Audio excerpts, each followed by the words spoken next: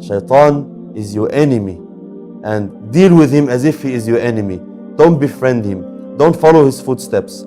So he always tries to make the Muslim neglect his salat and leave his salat because he knows its importance. And we find nowadays some people, Shaitan gets into their ears by saying, for example, things like, I'm doing sin, I'm disobeying Allah subhanahu wa ta'ala. He'll say to you, how can you disobey Allah subhanahu wa ta'ala and pray?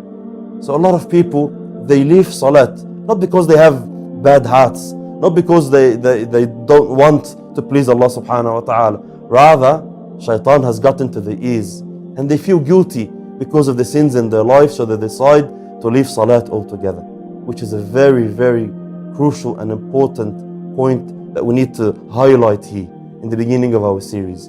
Regardless of your sin, regardless of the haram you are doing, we're not encouraging anyone to do haram, of course, but if a person has shortcoming in his deen, this does not mean that he miss his salat.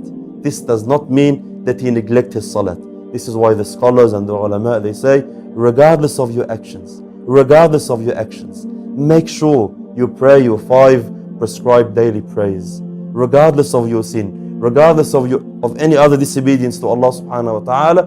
Do not disobey Allah subhanahu wa ta'ala by leaving this salah and neglecting this salat, because this salat is your sila with Allah subhanahu wa ta'ala. This is your connection with Allah.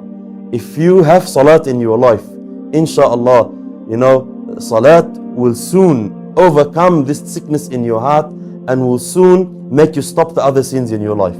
But if you decide, or if you neglect the salat in your life, then most probably it will be very, very hard to return to Allah subhanahu wa ta'ala. This is why Muhammad sallallahu alayhi wa sallam said in the hadith, as-salatu imaduddin. Salat is the pillar of deen. He who establishes it, then he has established deen.